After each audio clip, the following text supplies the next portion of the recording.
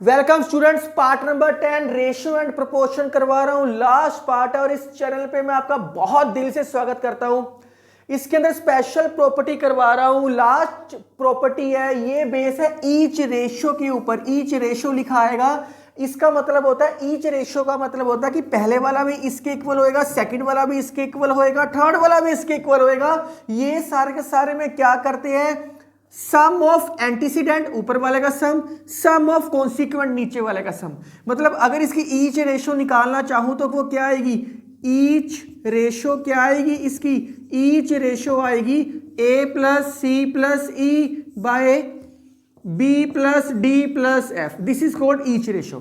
पहले वाला भी इसके इक्वल होएगा, सेकंड वाला भी इसके इक्वल होएगा, थर्ड वाला भी इसके इक्वल होएगा।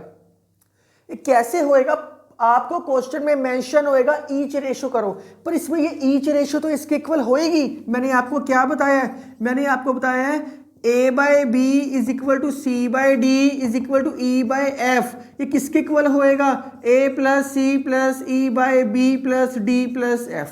ये इसके इक्वल तो होएगा, लेकिन ये कभी जीरो के इक्वल नहीं होएगा। a प्लस सी प्लस ई कभी जीरो के इक्वल नहीं होएगा। अगर होएगा तो फिर वैल्यूज फाइंड आउट होएगी, उसके बेस पे मैं आपको क्वेश्चन करवाऊंगा। ऐसे क्वेश्चन ये ऐसा नहीं है के मेथड से भी कर लोगे। के मेथड एक अलग तरीके का मेथड है, ये ईच रेशियो वाला मेथड है। अगर मैं इसको सोल्व करना चाहूं तो क्या आएगा, ये आपने डेरिवेशन करवा रहा हूं, ये नहीं देखनी, सिर्फ आपको ये रिजल्ट पता होना चाहिए था सारा बस। तो अगर मैं कंपेयर करूं a की वैल्यू, c की वैल्यू, e की वैल्यू, a की वैल्यू b के, c की वैल्यू d के, e की वैल्यू f के, ये वैल्यूज इसमें पुट कर दो, क्या आएगा a plus C plus E by B plus D plus F, B के प्लस डी के प्लस एफ के by B plus D plus F, के common b plus D plus F by B plus D plus F, cutting हो गया, क्या बच गया, k बच गया। तो वही तो मैं कह रहा हूं k बचेगा, इसलिए ये ईच फ्रैक्शन के इक्वल होता है। स्टूडेंट, आपको ये कॉन्सेप्ट ना बड़ा आसान लग रहा होगा। जब मैं बीएससी या बीटेक करोगे ना आप, जब मैंने की थी तो उस वक्त क्या था, उस वक्त ये कॉन्सेप्ट डिफरेंशियल इक्वेशन में दोबारा आई थी। एक बुक आई थी डिफरेंशियल इक्वेशन, उस बुक के अंदर ये कॉन्सेप्ट आया था और हमारे टीचर्स ने कहा था ये आप 10th क्लास में करके आए हो।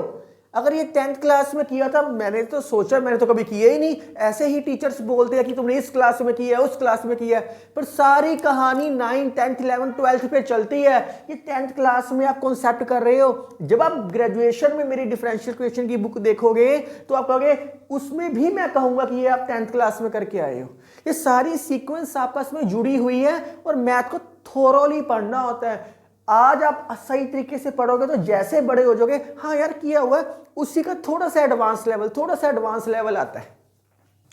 ये students a plus C plus E zero के इक्वल मैंने इसलिए नहीं किया, ये भी जीरो के इक्वल नहीं हो सकता, क्योंकि अगर जीरो के इक्वल हो गया तो फाइंड आउट क्या करोगे, ये नोटेशंस है, ये जीरो के इक्वल होएगा। अगर होएगा तो इसमें से वैल्यूज आएगी, वो पुटिंग करोगे वो सेम ही आएगी। उसके बेस पे मैं कुछ क्वेश्चंस करवा देता।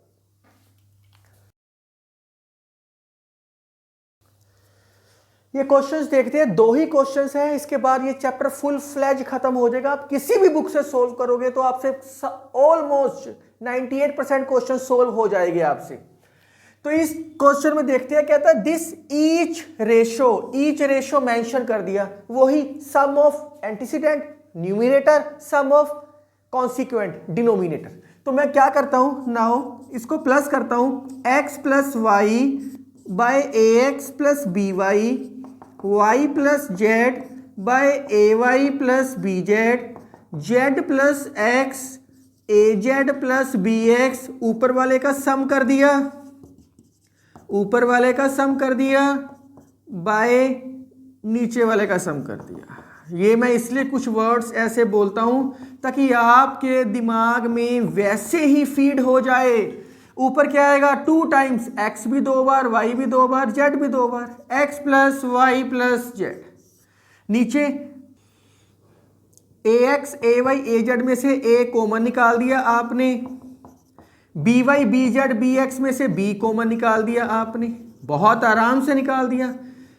अब इसके अंदर से x plus Y plus Z common आ रहा है, बिल्कुल आ रहा है कॉमन। अंदर क्या बच गया, a प्लस बी, ये कटिंग हो गया 2/a प्लस बी। इसलिए ये कटिंग तो हो गया, पर ये कभी जीरो के इक्वल नहीं हो सकता, ऊपर नीचे कटिंग हो सकता है। इसलिए मैंने unless this equal to zero, ये जीरो के इक्वल नहीं हो सकता, क्योंकि अगर यही जीरो हो गया तो सब कुछ जीरो हो गया। इसलिए मैंने डेफिनेशन में कहा था कि ये ऊपर वाली चीज जीरो नहीं होएगी, कांस्टेंट बाहर निकल सकता है, कटिंग होके जीरो के इक्वल नहीं होएगी, नीचे भी नहीं और ऊपर भी नहीं। इसलिए मैंने अलग से कुछ एक पॉइंट लिखवा दिया था आपको। कई स्टूडेंट्स कहते हैं कि नहीं सर वो लिखने की जरूरत ही नहीं है, डेफिनेशन में ना लिखो, मैं तो सिर्फ एक इस पॉइंट को समझाने के लिए उसके अंदर लिखा था। तो ये आंसर है आपका। इस क्वेश्चन में भी सेम वो कह रहा है, इस क्वेश्चन में कह रहा है ईच फ्रैक्शन, लो जी सेम कहानी, b/c plus a, c/a plus b, ऊपर वाले का सम a plus b plus c, नीचे वाले का सम b plus c plus c plus a plus a plus b। तो क्या आएगा, a/b plus c, b/c plus a, c/a plus b, a plus b plus c। तो नीचे 2 times a plus b plus c, ये cutting हो गया, क्या बच गया 1/2, वेयर ये कभी जीरो के इक्वल नहीं हो सकता, ये जीरो के इक्वल नहीं हो सकता। तो कहते हैं each fraction is equal to 1/2, 1/2 तो आ गई, पहले वाला भी 1/2 के इक्वल है, सेकंड वाला भी 1/2 के इक्वल है, थर्ड वाला भी 1/2 के इक्वल है। ईच फ्रैक्शन का मतलब ये हुआ, ये -1 नहीं आया, क्योंकि ये तो कभी जीरो हो नहीं सकता।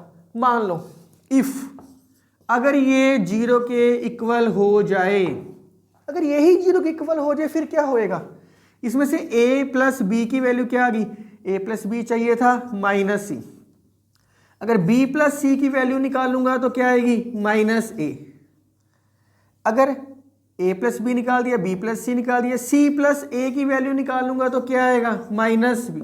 मैंने 3 वैल्यूज निकाल ली, करके देखते हैं।